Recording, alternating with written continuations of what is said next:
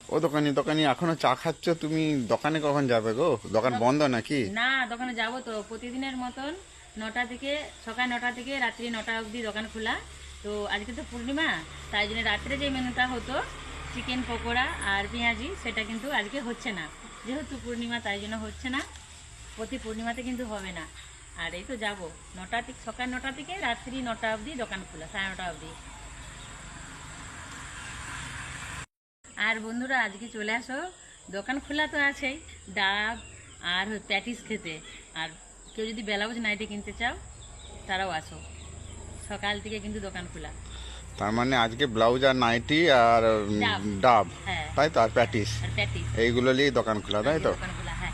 আজকে তো পূর্ণিমা তো, না ওই জন্যই তো। তাহলে আর কাস্টমারগুলো খাবে কি? আজকে খাবে না, কালকে খাবে। কালকে খেয়ে নিয়েছে, আবার কালকে খাবে। তার মানে প্রতি পূর্ণিমায় দোকান বন্ধ, তাই তো? প্রতি পূর্ণিমাতে দোকান বন্ধ। দোকান বন্ধ বলতে ওই চিকেন পকোড়ার দোকানটা? পকোড়ার দোকানটা বন্ধ।